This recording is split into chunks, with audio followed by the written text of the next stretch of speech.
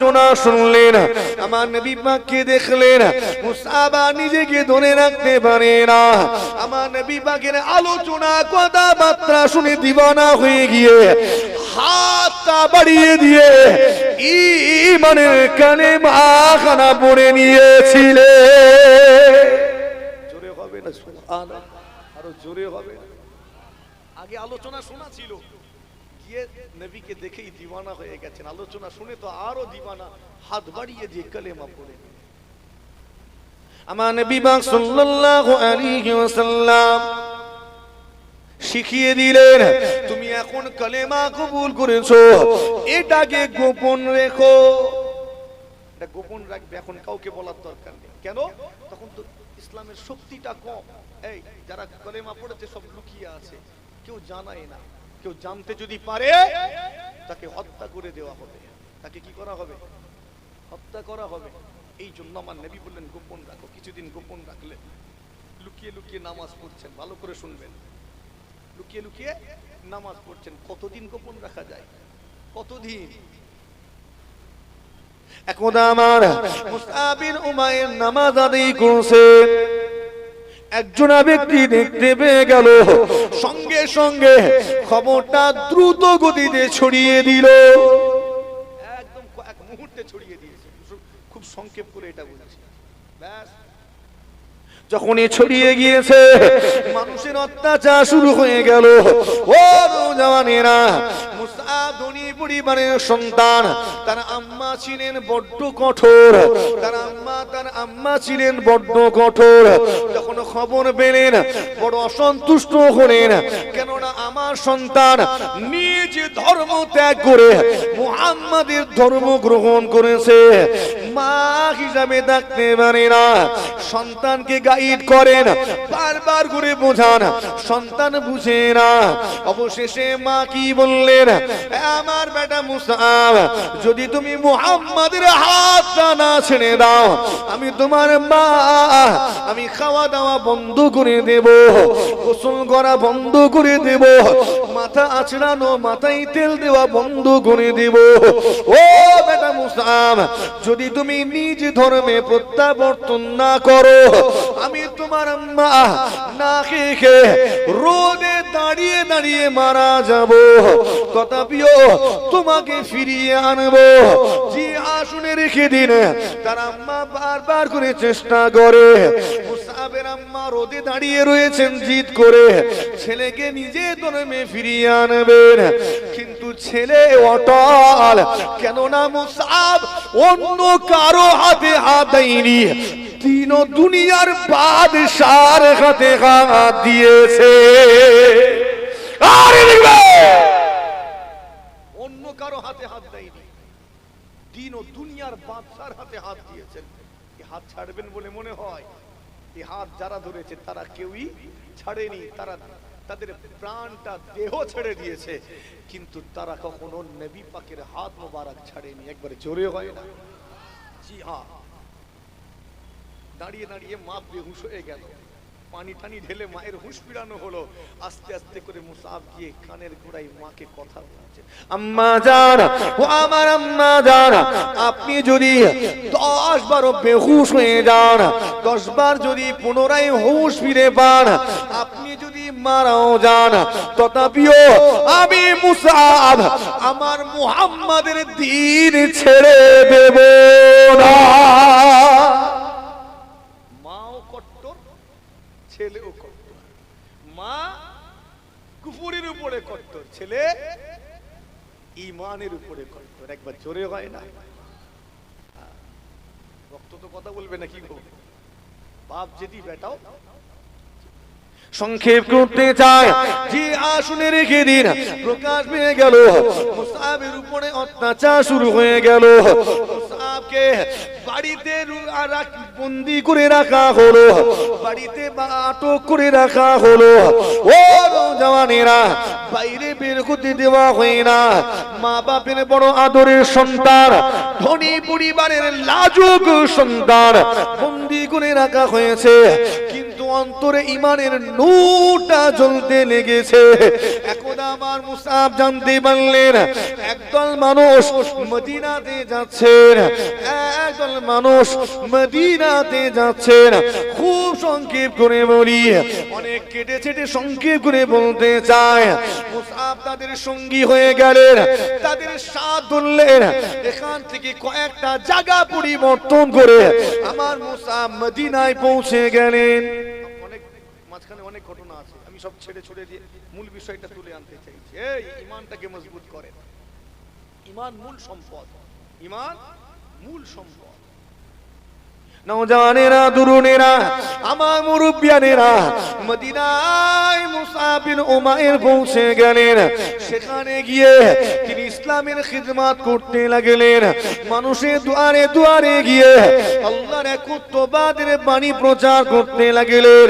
ও নওজওয়ানেরা, যে মুসআব মক্কি জীবনে, যে মুসআব কত সুন্দর দামি দামি পোশাক গায়ে দিতেন, যার বড় স্টাইল ছিল, যে আজ যুবকদের ফ্যাশন আইডল ছিলেন, যে মুসআব দামি দামি চামড়ার জুতা পরিধান করতেন, যে মুসআব বিন উমাইর সুন্দর সুগন্ধি আতর ব্যবহার করতেন, আজকে সেই মুসআবের দিকে তাকান, সেই শান শওকত ফেলে দিয়েছেন, সেই দামি দামি পোশাক গা থেকে খুলে দিয়েছেন, সেই দামি আতর ফেলে দিয়েছেন, সব কিছু ছেড়ে দিয়ে ওই গরিবদের দলভুক্ত হয়েছে।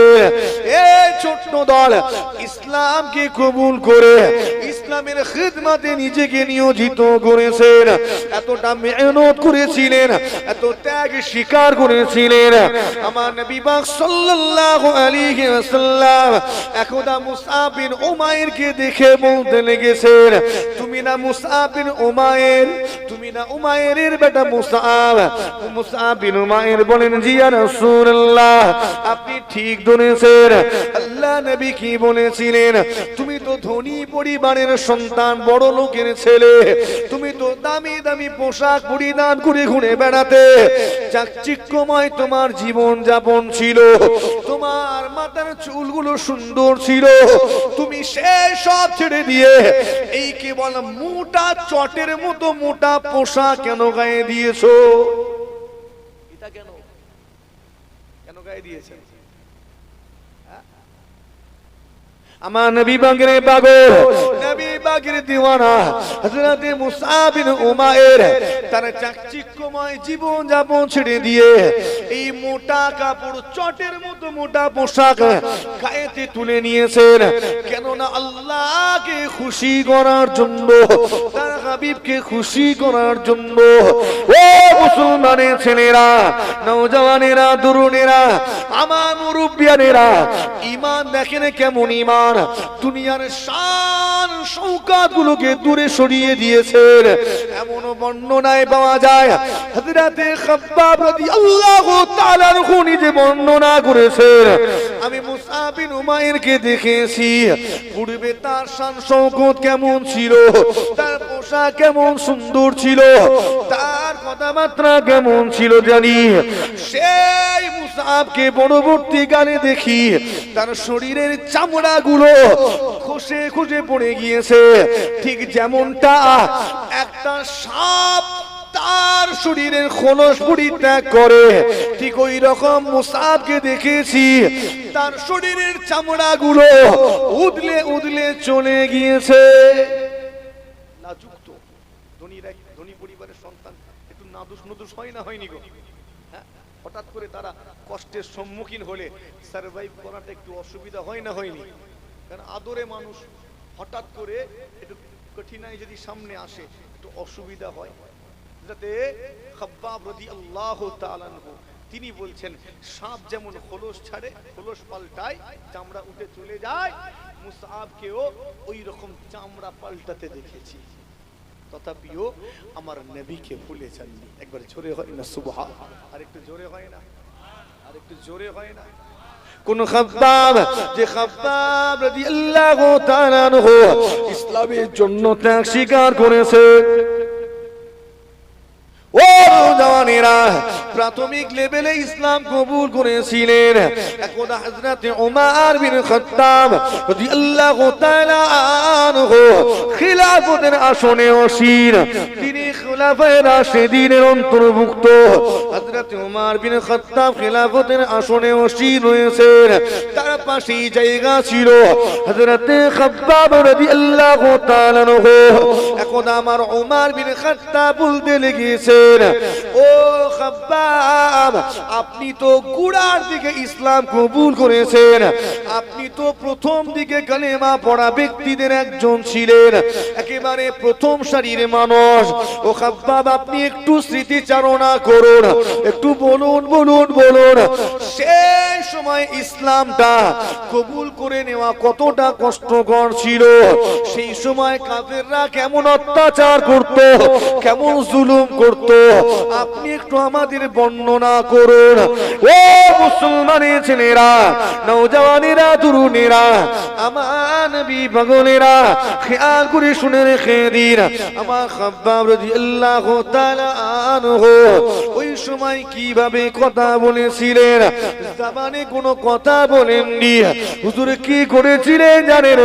হুজুরের শরীরে যে চাদরটা ছিল, এই চাদর মুবারকটা আস্তে করে খুলে দিলেন। ও নওজওয়ানেরা, যখন এই চাদর মুবারকটা খুলে দিলেন, হযরত খাব্বাব রাদিয়াল্লাহু তাআলা আনহুর পিঠটা উন্মুক্ত হয়ে গেল। হুজুরের পিঠটা প্রকাশ পেল। সেই পিঠ দেখার সাথে সাথে হযরত ওমর বিন খাত্তাব রাদিয়াল্লাহু তাআলা আনহুর শরীরের পশমগুলো কাঁটা দিয়ে উঠল। দেখে এই পশমগুলো কাঁটা দিয়েছে, খাড়া হয়ে গেছে। দেখার সাথে সাথে কিছু বুঝতে পারছেন? পিঠটা দেখেছেন, দেখেন এবড়ো খেবড়ো, পিঠটা এবড়ো খেবড়ো। আপনার আমার পিঠ তো কত সুন্দর মসৃণ, কথা ঠিক না ভুলবো? হ্যাঁ, পিঠে যদি খুঁজা যায় হয়তো উস্তাদের কয়েকটা মারের দাগ পাওয়া যাবে, কথা ঠিক না ভুলবো? একবার দরুদ শরীফ আল্লাহুম্মা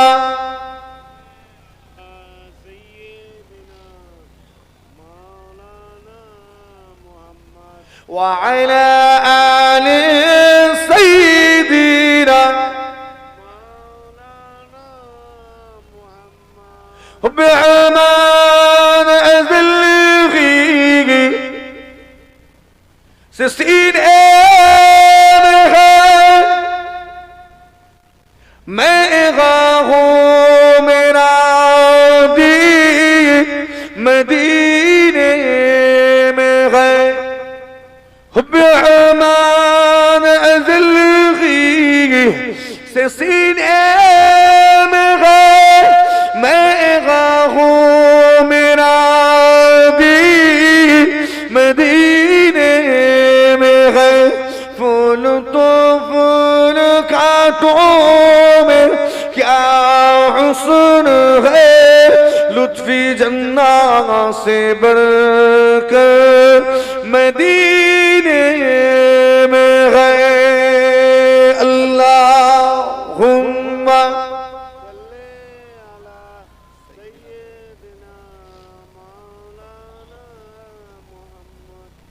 وعلى آل سيدنا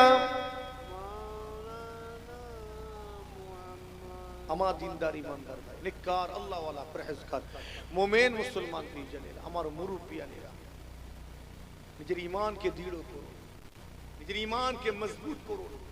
হুজুরের উপরে কি অত্যাচার হয়েছিল, হযরত খাব্বাব রাদিয়াল্লাহু তাআলা আনহু যখন খুলে দিলেন, ওমর বিন খাত্তাব হুজুর খিলাফতের আসনে বসেন, তিনি দেখেছেন, দেখার সাথে সাথে গায়ের পশমগুলো সব খাড়া হয়ে গেল। পিঠটার এমন অবস্থা, পুরো পিঠটাতে কত দাগ, কত দাগ, আঘাতের চিহ্ন। হুজুরকে একেবারে জ্বলন্ত অঙ্গার, জ্বলন্ত অঙ্গারের বিছানা করে আমার হুজুরকে সেখানে শুইয়ে দিয়ে বুকের উপরে উঠে দাঁড়াতো। হুজুরের পিঠের চামড়া পুড়ে, চর্বিটা পুড়ে গলে গলে কয়লাগুলো নিভে যেত। তথাপিও আমার খাব্বাব রাদিয়াল্লাহু তাআলা আনহু দিনকে ছেড়ে দেননি, ওই অতটা কষ্টের মাঝেও আহাদ আহাদ আহাদ বলে চিৎকার করেছেন। অতটা কষ্টের মাঝেও লা ইলাহা ইল্লাল্লাহ মুহাম্মাদুর রাসূলুল্লাহ সাল্লাল্লাহু আলাইহি ওয়াসাল্লামের চিৎকারের ধ্বনি দিয়েছেন। জোরে হয় না সুবহান, আর একটু জোরে হয় না সুবহান। আজকের মুসলমান, তোমাকে রাস্তায় কয়েকজন আটকালো, আটকে দু চারটে কিল দিল, চড় থাপ্পড় দিয়ে বলল আমাদের শেখানো কথাটা বল, তুমি ঘুরে গেলে। কথা ঠিক না ভুল? ঘুরে গেলে না কেন? হ্যাঁ, তোমাকে আটকেছে কয়েকটা আনাড়ি লোক, বুঝতে পারছেন কাদের কথা বলছি? আটকে বলছে আমাদের শেখানো কথাটা বলতে হবে, আর তুমিও ভয়ে ভয়ে বলে ফেলবে। কেমন ঈমান তোমার, কেমন ঈমান? হযরত খুবাইব ইবনে আদি হুজুরের ঘটনা জানা আছে। তলোয়ারের আঘাত করে, তথাপিও আমার খুবাইব ইবনে আদি কালেমা শরীফ তেলাওয়াত করেন, সাক্ষ্য দেন লা আশহাদু আল্লা ইলাহা ইল্লাল্লাহ ওয়া আশহাদু আন্না মুহাম্মাদান আবদুহু ওয়া রাসূলুহু। একবার জোরে হয় না সুবহান, আর একটু জোরে হয় না সুবহান। যত আঘাত করে তত চিৎকার করে হুজুর কালেমায়ে শাহাদাতের বাণী পাঠ করেন। আর আজকের যুবক, তোমাকে কয়েকজন ঘিরে ফেলেছে, ঘিরে ফেলে হয়তো একটু চড় থাপ্পড় কিল দিল, ঘুষি দিল, দিয়ে বলল আমাদের শেখানো কথাটা বল, তুমিও ভয়ে ভয়ে বলে ফেললে। ঈমানকে দৃঢ় করতে হবে, ঈমানকে মজবুত করতে হবে। মুসলমানের ছেলেরা, ও নওজওয়ানেরা, তরুণেরা, আমার মুরব্বিয়ানেরা, আলোচনা সংক্ষেপ করতে চায়। জিগা খেয়াল করে শুনে রেখে দিন, মাশারের ময়দানের কথা বলছিলাম। আল্লাহ জিজ্ঞাসা করবেন ফালিয়ামাল আমালান সালিহ, কতটা নেক আমল করেছো দেখাও। বান্দা হিসাব দিতে পারবে না। আল্লাহ পাক বলবেন বান্দা আমি তো তোমাকে জান্নাতি বানাতে চাই, তোমাকে জান্নাতে দিতে চাই। আমি তোমাকে আমার জান্নাতি বানাবো বলে জাহান্নামের চেয়েও একটা জান্নাত বেশি বানিয়ে দিয়েছি। এই জাহান্নাম বেশি না জান্নাত? তো বোঝা গেল আল্লাহ আমাদেরকে কোথায় দিতে চান? জান্নাত। আমার বান্দারে, আমি আল্লাহ তোমাকে আমার জান্নাত দিতে চাই, তোমাকে আখিরাতে জান্নাতি বানাতে চাই। জান্নাতি বানাবো বলে আমি আল্লাহ তোমাকে তওবার অপশন দিয়েছি, তওবা করার সুযোগ দিয়েছি, তওবা দিয়েছি।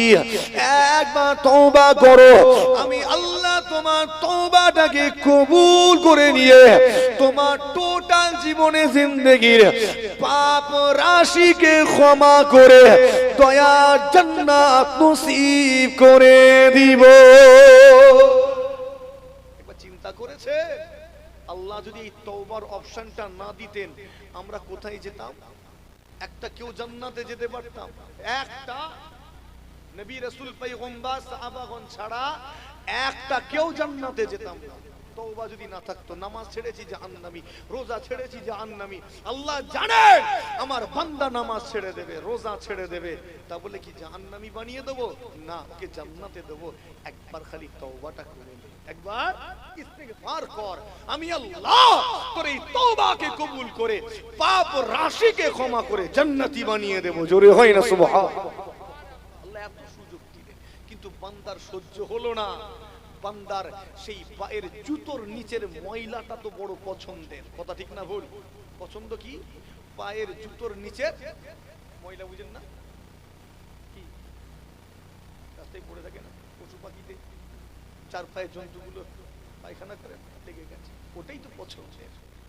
আল্লাহ পাক কুরআন শরীফে জানিয়ে দিলেন লাকাদ খলাকনাল ইনসানা ফি আহসানি তাকওয়িম।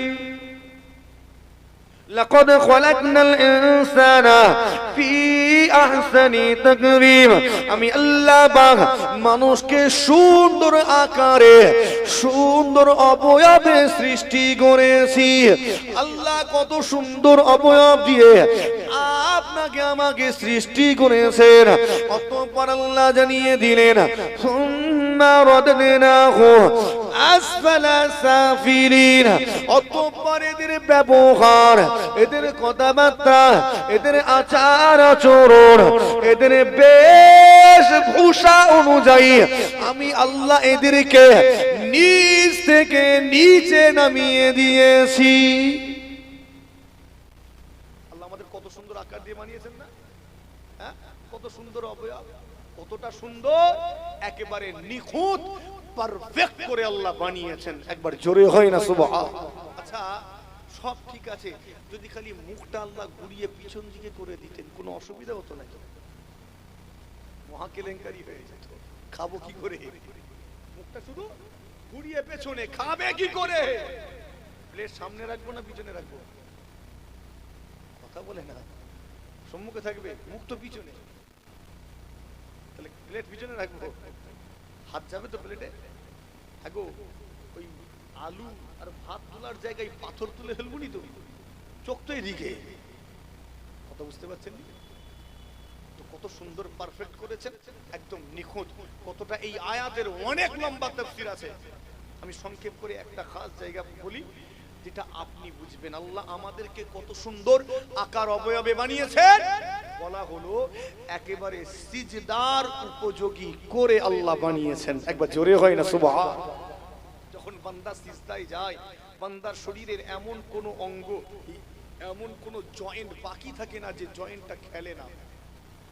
আমরা যখন সিজদায় যাই, শরীরের প্রত্যেকটা জয়েন্ট, প্রত্যেকটা শিরা উপাশিরা রগগুলো খেলে। একবার জোরে হয় না সুবহানাল্লাহ। তার মানে বোঝা গেল আল্লাহ তার বান্দাকে বড় ভালোবেসে সিজদার উপযোগী করে বানিয়েছেন। জোরে হয় না সুবহানাল্লাহ।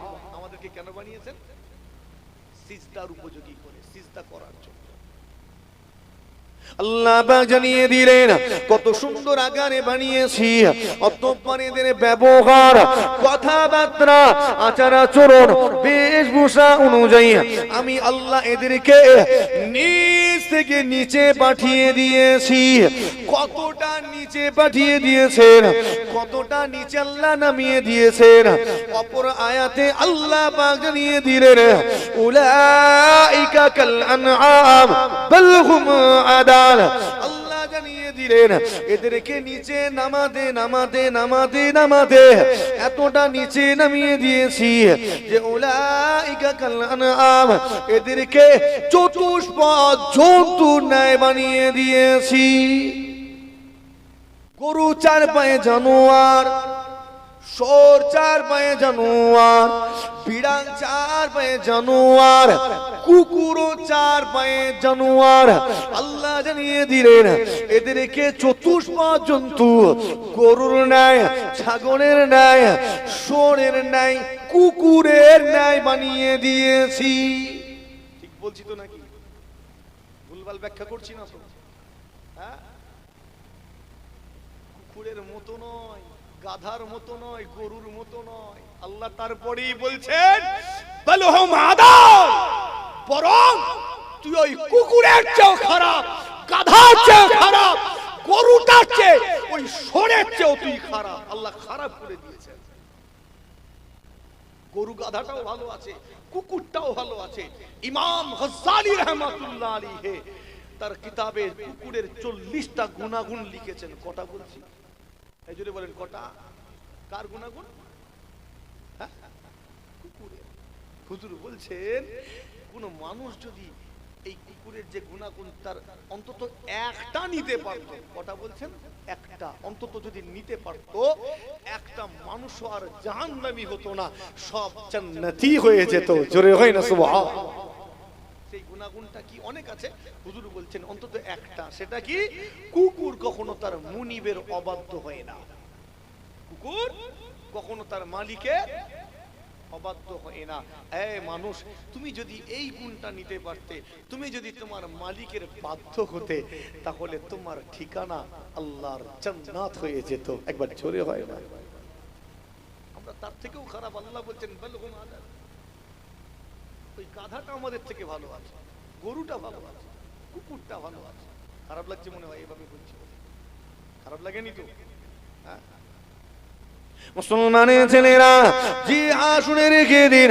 আল্লাহ পাক অবশেষে বলবেন আমার বান্দারে, তুমি কি দুনিয়া জমিনে কখনো আমি আল্লাহ পাক আমাকে একটি বারের জন্য সিজদা করেছিলে? আমার বান্দারে, যদি তুমি দুনিয়া জমিনে আমি আল্লাহ আমাকে একটি বারের জন্য সিজদা করে থাকো, ওই সিজদাটা আমার সামনে পেশ করো, আমি আল্লাহ পাক তোমার ওই সিজদাটাকে কবুল করে নিয়ে আমার দয়া জান্নাত নসিব করে দিব। মুসলমানের ছেলেরা, আল্লাহ বান্দাকে জান্নাতি বানাতে চান, জান্নাতি দিতে চান, এই জন্য সিজদার উপযোগী করে বানিয়েছেন, যাতে বান্দা সুন্দরভাবে নিখুঁতভাবে তার মালিককে সিজদা দিতে পারে।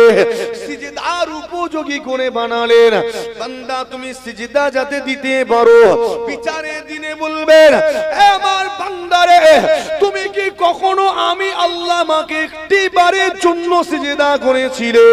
পুরো হাসর বাসী বান্দাগণ বলবে আল্লাহ আপনাকে সিজদা করেছিলাম। আল্লাহ বলবেন বান্দা কেমন সিজদা করেছো আমি আল্লাহ পাক দেখতে চাই, আমি আল্লাহ দেখতে চাই।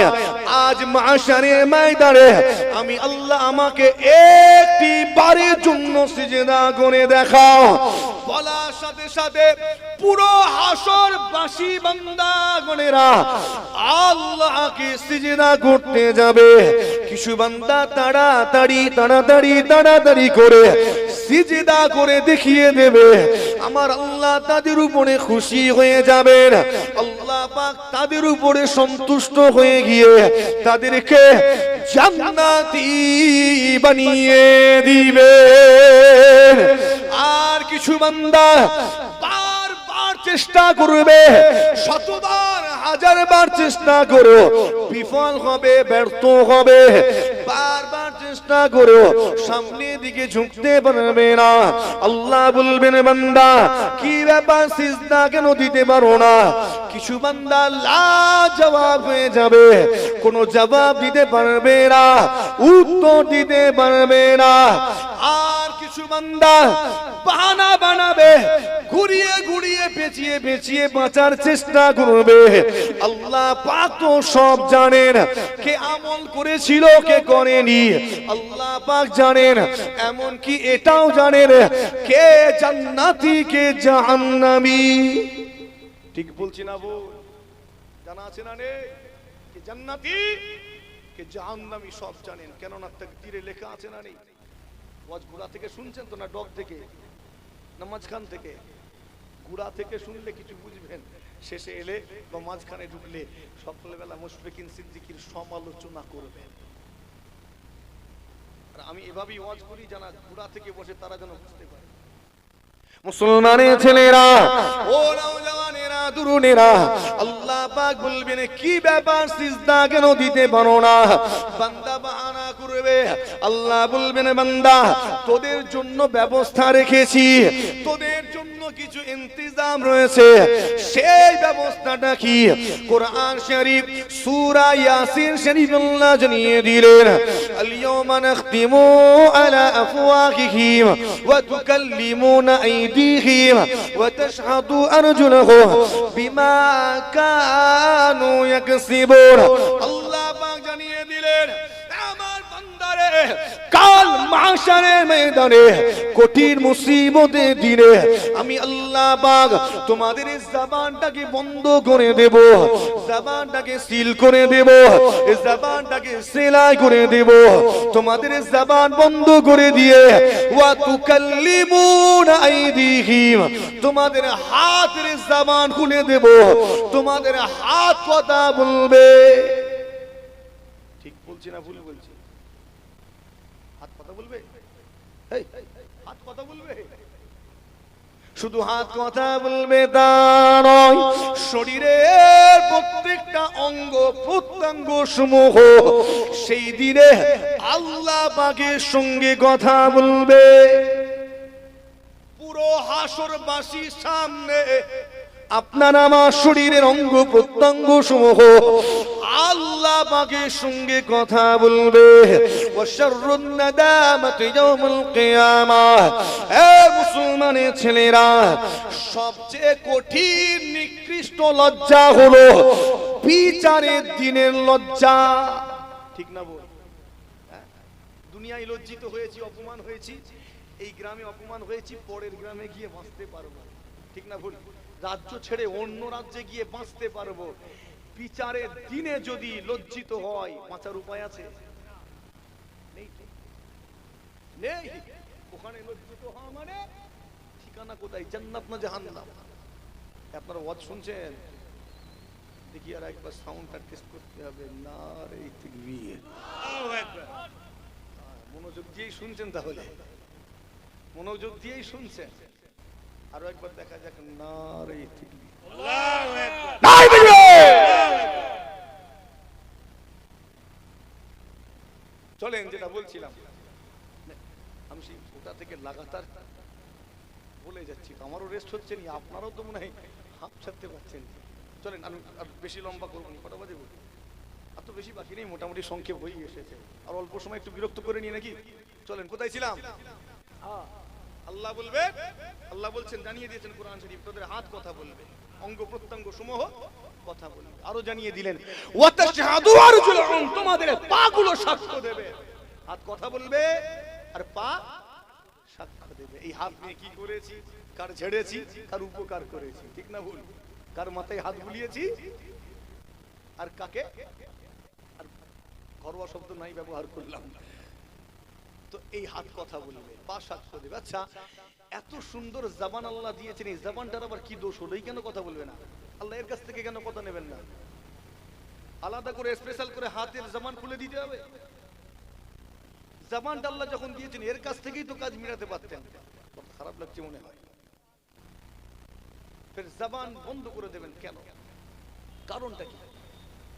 মুসলমানের ছেলেরা, ও নওজওয়ানেরা, তরুণেরা, আমার মুরব্বিয়ানেরা, খেয়াল করে শুনে রেখে দিন, আল্লাহ এই জবানটাকে বন্ধ করে দেবেন। কেন বন্ধ করবেন? কেননা বান্দা, তোমারই জবান মিথ্যা কথা বলা জবান না সত্য কথা বলা জবান? তোমারই জবান ওয়াদা ভঙ্গকারী জবান। বান্দারে, তোমারই জবান মানুষকে গালি গালাজ করা, নিন্দা মন্দ কথা বলা জবান। তোমারই জবান অন্তর চূর্ণ বিচূর্ণকারী জবান। তোমারই জবান হারাম বস্তু, নাপাক বস্তু ভক্ষণকারী জবান। আমি আল্লাহ তোমারই জবানের কাছ থেকে কোনো কথা নেব না। ছোট্ট একটা গোস্তের টুকরা না, হ্যাঁ, জবানটা ছোট্ট একটা গোস্তের টুকরা। অধিকাংশ মানুষ জাহান্নামী হবে, তার অন্যতম একটা কারণ হলো এই ছোট্ট গোস্তের টুকরা জবান। কথা ঠিক বলছি না ভুল? এই ছোট্ট গোস্তের টুকরাটা দেখতে নরম মতো, কিন্তু এটা অধিক সংখ্যক মানুষকে জাহান্নামী বানাবে। এই জবান, কখনো কখনো এমন কথা বলি, কথার চাপে পড়ে মানুষ আত্মহত্যা পর্যন্ত করে ফেলে। কথা ঠিক বলছি না ভুল? ডিপ্রেশনে চলে যায় কথা শুনে। একটা নেগেটিভ ভাইবস আছে কথায়, যে কখনো এই কথা শুনে মানুষ ডিপ্রেশনে চলে যায়, টেনশনে পড়ে, চাপে পড়ে, কথার পেঁচে পড়ে, দড়িতে ঝুলে পড়ে, সুসাইড করে। কথা ঠিক বলছি না ভুল? কথা কত ভয়ঙ্কর, হ্যাঁ? আবার এই কথা কত মধুর, ঠিক বলছি না ভুল? কথা মধুর, কথা ভয়ঙ্কর। কাদের ভাষা সবচেয়ে মধুর হয় বলেন তো? কাদের ভাষা? আমি জানি না আপনাদের এলাকায় আসে কিনা, যারা চাঁদা তুলতে আসে, আসে না এইদিকে, হ্যাঁ? ভাষা খুব সুন্দর হয় না? ঠিক করে বলবেন, হ্যাঁ? এত সুন্দর কথা বলে, আল্লাহরে, মারে, বাবারে, দাদুরে, দাদিরে, এত সুন্দর করে আপনি নাচিয়ে থাকতেই পারবেন। একটু কেমন কেমন লাগলো, ওটাও একটা খেদমাত। কথা ঠিক না ভুলবো? খেদমাত না, খেদমাত। এই ট্যালেন্ট সবার নেই, সবাই এত মিষ্টি মিষ্টি কথা বলে পার করতে পারে না। ওটাও একটা খেদমাত। যারা আসবে তাদেরকে ফিরিয়ে দেবেন না, চেষ্টা করবেন কিছু শরীক হওয়ার। আল্লাহ তৌফিক দেন। বলি না আল্লাহুম্মা আমিন, জোরে বলি না আল্লাহুম্মা আমিন। তো এই কথা আমাদের সাবধানে ব্যবহার করতে হবে, জবানের সঠিক ইস্তেমাল করতে হবে। আল্লাহ নবী বললেন 5 শ্রেণীর মানব মানবীর জন্য আল্লাহর জান্নাত রেজিস্ট্রিকৃত, তার মধ্যে দ্বিতীয় নম্বরে আমার নবী জানিয়েছেন মুআফিজুল লিসান, যে ব্যক্তিটা তার জবানের হেফাজত করলো তার জন্য আল্লাহর জান্নাত ওয়াজিব হয়ে যায়। জোরে হয় না সুবহান, একটু জোরে হয় না সুবহান। তোমার জবানের হেফাজত করো, জবানের হেফাজত করাটাই তোমার নাজাতের জন্য যথেষ্ট হয়ে যেতে পারে। মুসলমানের জেনেরা, ও নওজওয়ানেরা, তরুণেরা, আমার দাদা পীরের সিলসিলা মুরিদেরা, এসেছি আপনার দাদা পীরের ঔলাদ হিসাবে। সংক্ষেপ করে আলোচনা খেয়াল করে শুনে রেখে দিন। রব্বুল আলামিন আল্লাহ পাক আপনার আমার এই জবানটা বন্ধ করে দেবেন, সিল করে দেবেন। হাতের জবান খুলে দিয়ে হাতের সঙ্গে কথা বলবেন। অঙ্গ প্রত্যঙ্গ সমূহ সব কিছু ফাঁস করে দেবে। যখনই সব ফাঁস হয়ে যাবে, এবারে আল্লাহ পাক তিনি মহান বিচারক, তিনি বিচারের রায় ঘোষণা করে দিবেন। যারা জান্নাতে যাওয়ার যোগ্য আল্লাহ পাক রায় ঘোষণা করবেন, বান্দারে তুমি আমার জান্নাতি, যাও আবার জান্নাতে চলে যাও, ঘোষণা করে দেবেন। যারা জাহান্নামে যাওয়ার যোগ্য আল্লাহ রায় দিবেন, বান্দা তুমি জাহান্নামী, যাও আমার জাহান্নামে চলে যাও। ঘোষণা হয়ে যাওয়ার সাথে সাথে জান্নাত থেকে 2 জন ফেরেশতা চলে আসবেন। জান্নাতি ঘোষিত বান্দাটাকে সসম্মানে আদাবের সঙ্গে আল্লাহ পাকের দয়া আর জান্নাতে নিয়ে চলে যাবে। ঘোষণা হয়ে গিয়েছে, বান্দা তুমি জাহান্নামে, আমার জাহান্নামে চলে যাও। ঘোষণা হওয়ার সাথে সাথে জাহান্নাম থেকে 2 জন ফেরেশতা চলে আসবেন। ওই জাহান্নামী ঘোষিত বান্দাটাকে টেনে টেনে টেনে টেনে জাহান্নামের দিকে নিয়ে চলে যাবেন। সবার জানা রয়েছে, বান্দা 1 কদম 2 কদম যাবে, আর ঘুরে ঘুরে আল্লাহ পাকের আরশে আজিমের দিকে তাকাবে। কথা ঠিক বলছি না? বল, শোনা আছে না? এ মুসলমান, কে জান্নাতি কে জাহান্নামী সব লেখা হয়ে গিয়েছে, কলম উঠিয়ে নেওয়া হয়েছে, কালি শুকিয়ে গিয়েছে। এটা আর পরিবর্তন হবে না। নসিবে যদি লেখা থাকে জাহান্নাম, ব্যক্তিটা যতই নামাজ পড়ুক না কেন, শেষ বেলায় আল্লাহ ওকে দিয়ে গুনাহ করাবেন, ওকে দিয়ে শিরক করাবেন, ওকে দিয়ে আল্লাহ পাক গুস্তাখি করাবেন। রাসূলের শানে গুস্তাখি করিয়ে ঠিকানা ওর জাহান্নাম হয়ে যাবে। নসিবে লেখা রয়েছে জান্নাত, অথচ মানুষটা মদ্যপান করে, জুয়া খেলে, লটারি টিকিট কাটে। আল্লাহ ওকে দিয়ে শেষ বেলায় অন্তিম পর্যায়ে তওবা করিয়ে নেবেন। তওবা করিয়ে নিয়ে রহমতের কোলে করে আল্লাহ জান্নাতি বানিয়ে নিবেন। আমার নবী পাক সাল্লাল্লাহু আলাইহি ওয়াসাল্লাম একদা সাহাবা হুজুরদের নিয়ে আলোচনা করতে লেগেছেন। আলোচনায় ব্যস্ত এমন অবস্থায় দেখা যায় একজন ব্যক্তি ওই মজলিসের পাশ দিয়ে হেঁটে হেঁটে হেঁটে হেঁটে চলে গেলেন। আমার নবী পাক সাল্লাল্লাহু আলাইহি ওয়াসাল্লাম আলোচনা করতে করতে সাহাবা হুজুরদেরকে বললেন, আমার সাহাবারা, তোমরা কি জাহান্নামী দেখতে চাও? তোমরা কি জাহান্নামী দেখতে চাও? ইয়া রাসূলুল্লাহ বলুন। আল্লাহ নবী বললেন যে মানুষটা এই মাত্র চলে গেল হেঁটে হেঁটে, লোকটাকে দেখো, এই লোকটা হলো জাহান্নামী। কি বললে? শুনছেন আপনারা? হ্যাঁ, সাহাবা হুজুরগণ অবাক। আপনারা আমার কথা বলছি না, সাহাবা হুজুরগণ এটা শুনে অবাক। ইয়া রাসূলুল্লাহ, এই ব্যক্তিটাও জাহান্নামে চলে যাবে, অথচ ওই ব্যক্তিটা এত আমল করে, তার আমলের কাছে আমাদের আমল খুব নগণ্য মনে হয়। কি মনে হয়? সাহাবা হুজুররা নিজেরা বলছেন, ওই লোকটা এত আমাল করে, ওনার আমালের কাছে আমাদের আমল খুব সামান্য, আমরা আমল যেন করতেই পারি না, এত আমল করে, নামাজ পড়ে, রোজা রাখে, জিকির করে, তাসবিহ পড়ে। ইয়া রাসূলুল্লাহ, এই মানুষটাও যদি জাহান্নামে চলে যায় তাহলে জান্নাতে আর কে যাবে? জান্নাতে বোধহয় কেউ যাবে না। সাহাবা হুজুরগণ ফলো রাখবেন না রাখবেন নি ব্যক্তিটাকে? কথা বলে না কেন? সব টকে টকে রেখেছেন, লক্ষ্য রেখেছেন, শোনেন ভালো করে, একদম নজর গেড়ে রেখেছেন।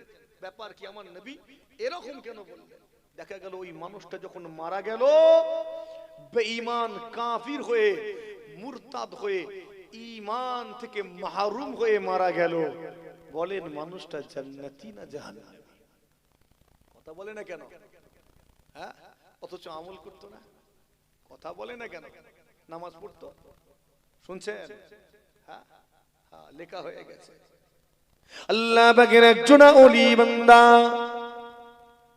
আল্লাহ পাকের একজন মাহবুব পিয়ারা বান্দা, তার একজন মুরিদ ছিল। মুরিদটা অসুস্থ, একেবারে শেষ পর্যায়ে, অন্তিম পর্যায়ে। ও মুসলমানের ছেলেরা শুনে রেখে দিন, মুরিদ একেবারে অন্তিম পর্যায়ে পৌঁছে গিয়েছে।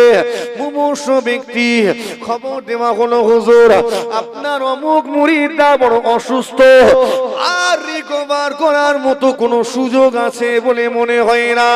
হুজুর আপনি চলুন চলুন, আপনার ওই মুরিদটাকে একটু তওবা পড়িয়ে দিবেন। হুজুর খবর বা মাত্র তার মুরিদকে এত ভালোবাসেন, এত মুহাব্বত করেন। মুরিদের কথা শুনে ছুটে ছুটে মুরিদের বাড়ি গিয়ে হাজির হলেন, মুরিদের সামনে গিয়ে দাঁড়ালেন, গিয়ে দেখলেন মুরিদের অবস্থা বড় খারাপ, একেবারে মুমূর্ষ ব্যক্তি, মালাকুল মউতের অপেক্ষায় রয়েছে। ও জওয়ানেরা, আপনার আমার এলাকায় যখন কেউ অসুস্থ হয়ে যায়, আমরা যখন বুঝতে পারি আর মানুষটা রিকভার করতে পারবে না, আর মানুষটা সুস্থতা লাভ করতে পারবে না, এমন অবস্থায় আমরা আলেম দেখে, হুজুর দেখে, পীর দেখে, কিংবা কোন বুজুর্গ আমানওয়ালা ব্যক্তিকে দিয়ে তওবা পড়িয়ে নেই কিনা নেইনি? কথা বলে না কেন? হ্যাঁ, যখন বুঝতে পারি আর কোনো ফিরে আসার মতো অবস্থা নেই, একজন আমলওয়ালা ব্যক্তিকে ডেকে একটু তওবা পড়িয়ে দিই। কথা ঠিক না ভুলবো? ইমামকে ডেকে একটু তওবা পড়িয়ে দিই। এই তওবা যাকে তাকে দিয়ে পড়াবেন না, তওবা পড়ানোর একটা তরিকা আছে না নেই? হ্যাঁ, আনাড়ি লোককে ডেকে আনবেন তওবা পড়ানোর জন্য, ওর গুনাহ মাফ তো দূরের কথা, উল্টে ঈমানটাই বরবাদ হয়ে যাবে। কেন? ওটা শেষ পর্যায়ে শয়তান আপ্রাণ চেষ্টা করে একে দিয়ে এই মুহূর্তে অন্তত ঈমানটাকে নষ্ট করে দিয়ে, কেন আর সুযোগ পাবে না। কথা ঠিক না ভুল? আর সুযোগ পাবে না। এই মুহূর্তে যদি ঈমানটা নষ্ট করতে পারি, শয়তান প্রচুর বিরক্ত করে, জ্বালাতন করে, ইচ্ছা করে বহু কষ্ট দেয় মানুষটাকে। ওই সময় এই আল্লাহর ওলি বান্দা গেলেন, তরিকা আছে তওবা পড়ানোর। তরিকা কি? গিয়ে বলতে লেগেছি আমরা তরিকা কি রকম? গেলাম, মুরব্বি পড়েন পড়েন পড়েন, আস্তাগফিরুল্লাহ রাব্বি মিন কুল্লি যামবি ওয়া আতুবু ইলাইহি, বলে আমি পড়ে চলে এলাম। এটা তরিকা তো? হ্যাঁ, গিয়ে বললাম মুরব্বি পড়েন পড়েন, তাড়াতাড়ি পড়েন, আমাকে অন্য জায়গায় যেতে হবে, তাড়াতাড়ি পড়েন। লা ইলাহা ইল্লাল্লাহ মুহাম্মাদুর রাসূলুল্লাহ, আশহাদু আল্লা ইলাহা ইল্লাল্লাহ ওয়া আশহাদু আন্না মুহাম্মাদান আবদুহু ওয়া রাসূলুহু। তাড়াহুড়ো করব তো? হ্যাঁ না।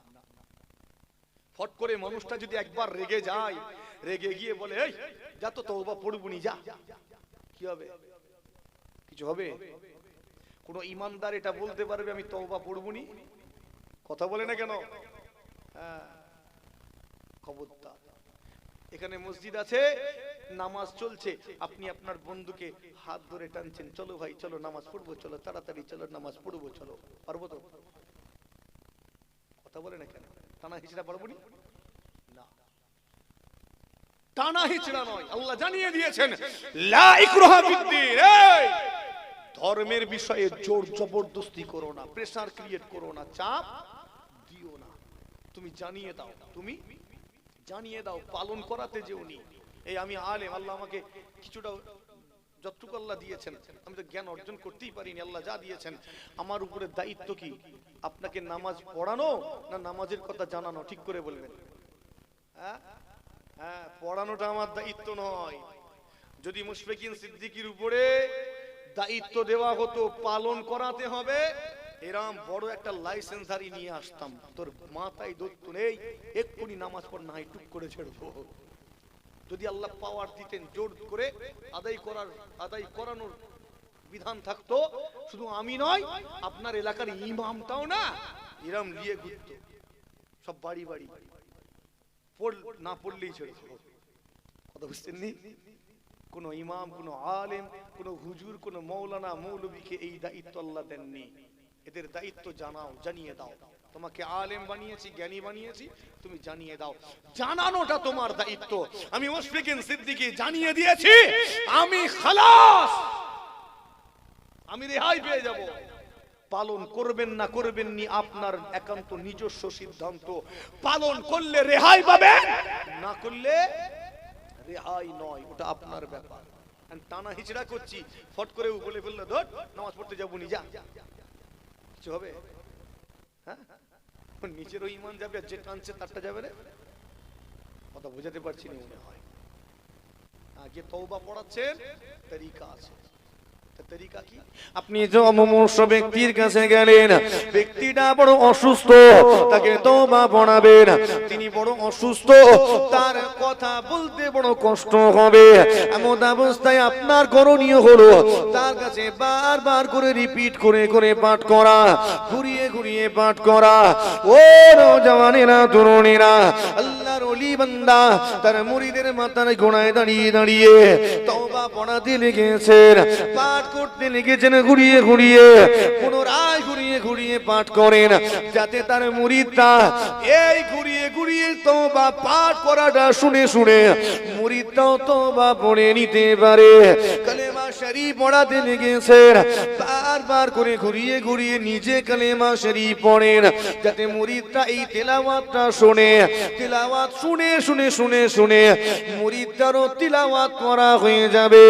ও নওজওয়ানেরা, তরুণেরা, আল্লাহর ওলি বান্দা যখন তওবা পড়াতে লেগেছেন, এমন অবস্থায় মুরিদরা বলে, হুজুর আপনি তওবা পড়াবেন না, আমি পড়ব না।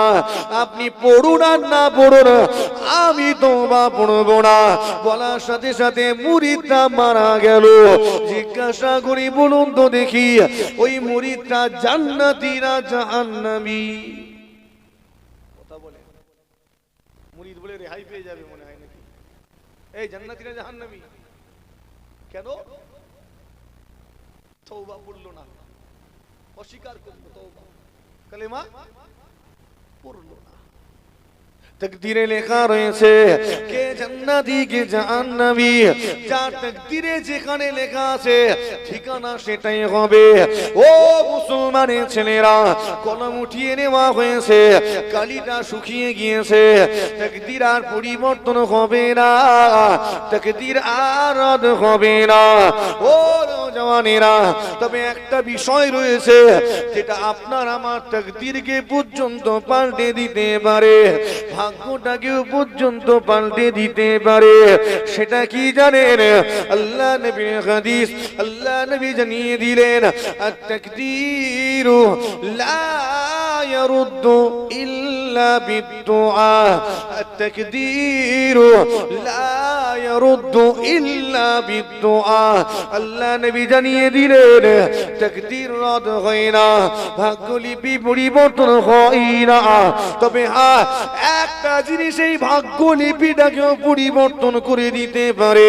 সেটা অন্য কিছু নয়, সেটা হলো কেবল মাত্র এই দোয়া। জোরে হবে না সুবহান? এই জন্যই তো আল্লাহর ওলিদের ভালোবাসি, এজন্য ফুরফুরা শরীফে ছুটে যায়, এজন্য উস্তাদের খিদমত করি। কথা ঠিক না ভুল? এজন্য মা বাপের খিদমত করি। কেন?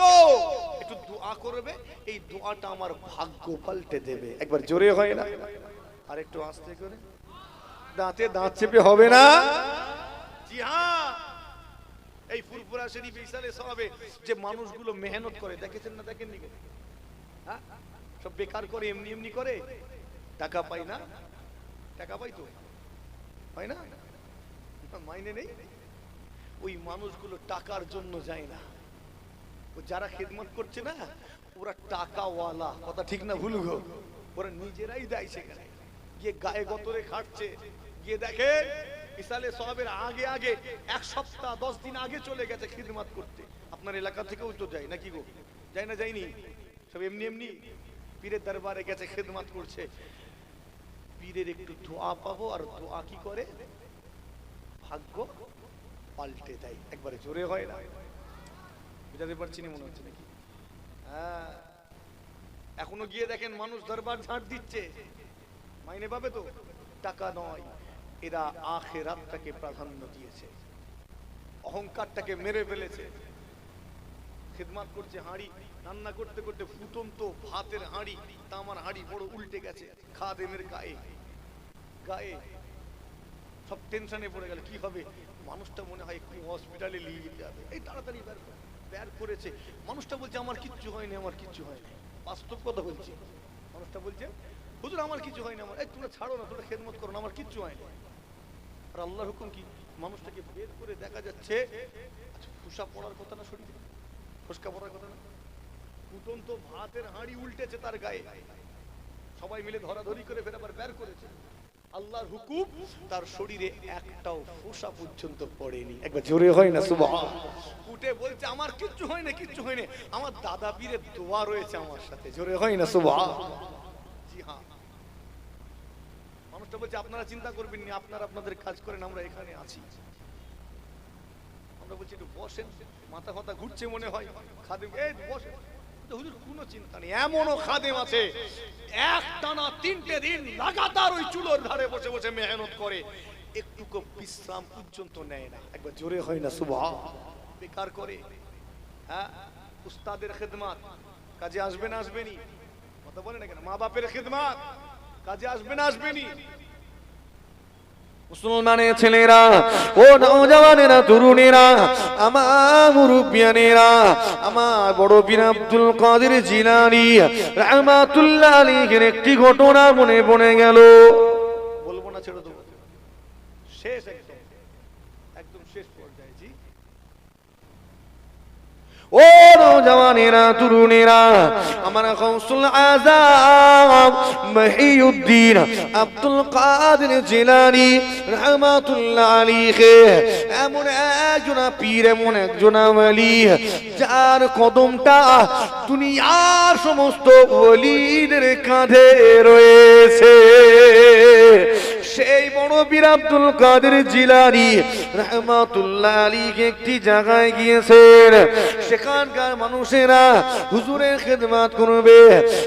একজন যুবক এসেছেন আমার হুজুরের খিদমতের জন্য, হুজুরের নাস্তা খাওয়া দাওয়ার জন্য, হুজুরের হাত ধোয়াবেন। ঘটনা আপনার জানা রয়েছে, জানা আছে না নেই? একটা যুবক এসেছে হুজুরের হাত ধোয়াবে। আমরাও আজকে এসেছি, সব খাদেমরা হাত ধুইয়েছে না ধোয়াননি গো? নাস্তা করেন, হাত ধোয়ালেন। আমার বড় পীর সেখানে গিয়েছেন, একজন যুবক এসেছে আমার পীরের হাত ধোয়ানোর জন্য। ও জওয়ানেরা, যুবকটা আমার হুজুরের হাতে পানি ঢালে, হুজুর আমার হাত ধুতে লেগেছেন। হাত ধুতে ধুতে 1 গ্লাস পানি শেষ হয়ে গেল। কতটা পানি লাগতে পারে? হাত ধুতে লেগেছেন, যুবকটা পানি ঢালতে লেগেছে। পানি ঢালতে ঢালতে ঢালতে ঢালতে 1 জগ পানি পুরো শেষ হয়ে গেল, তথাপিও আমার বড় পীরের হাত ধোয়া হলো না। ঠিক বলছি না ভুল? মনে পড়েছে এবার? হাত ধুতে কত পানি লাগে? হাফ গ্লাস, 1 গ্লাস, বেশি ময়লা থাকলে 1 জগ হাত ধোয়া হয়। নওজওয়ানেরা শুনে রেখে দিন, যুবক পুনরায় পানি আনতে চলে গেল। জগ ভর্তি করে পানি নিয়ে এসে আমার হুজুরের হাতে ঢালে। হুজুর পুনরায় হাত ধৌত করতে লেগেছেন। হাত ধুতে ধুতে ধুতে ধুতে পুনরায় জগের পানি শেষ হয়ে গেল, তথাপিও আমার বড় পীরের হাত ধোয়া কমপ্লিট হলো না। ও নওজওয়ানেরা, যুবক পুনরায় পানি আনার জন্য চলে গেল। মগ ভর্তি করে পানি নিয়ে হুজুরের হাতে ঢালে। হুজুর পুনরায় হাত ধুতে লেগেছেন। ধুতে ধুতে ধুতে ধুতে পানি শেষ হয়ে গেল।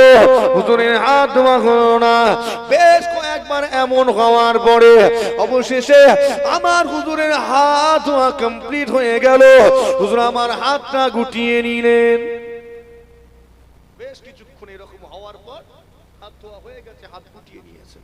আচ্ছা, হুজুরের সঙ্গী সাথী যারা আছেন তারা সব মূর্খ সূর্খ মানুষ, তাই তো নাকি? হ্যাঁ, বড় পীরের সঙ্গী সব বড় বড় আলেম, আল্লাহ পাকের ওলি বান্দা তারা। একবার জোরে হয় না সুবহানাল্লাহ। আমার বড় পীরের সঙ্গী, বড় পীরের খাদেম, অযোগ্য লোক চান্স পাবে? মুশফিকিন সিদ্দিকীর মতো লোক বড় পীরের খাদেম হওয়ার যোগ্যতা আছে? কথা বলে না কেন? হ্যাঁ, খাদেম হওয়ার যোগ্যতাটুকু আমার নেই। হাকিকাত বলছি, বাস্তব কথা বলছি। বড় পীরের খাদেম তো দূরের কথা, তার মজলিসের শ্রোতা হওয়ার মতো যোগ্যতা আমার নেই। কথা খারাপ লাগলে মনে নেই আমার। মুসলমানের ছেলেরা, ও নওজওয়ানেরা, তরুণেরা, আমার মুরব্বিয়ানেরা, খেয়াল করে শুনে রেখে দিন। আমার বড় পীরের সঙ্গী সাথী যারা রয়েছেন, খাদেমেরা রয়েছেন, তারা বড় বড় আলেম, আল্লাহর ওলি বান্দা, একে অপরের মাসলা আলোচনা শুরু করে দিলেন। হুজুর এমনটা কেন করলেন? হুজুর এমনটা কেন করলেন? এটা তো ফজর খরচা করা হয়ে গেল। ফজর খরচাকারী তো শয়তানের ভাই। ঠিক না ভুল? কোন বিষয় না। হুজুরকে যখন দেখবে তারা লক্ষ্য রাখবে। এটা যদি মুশফিকিন সিদ্দিকী করে তাতেই হুলুস্থুল পড়ে যায়।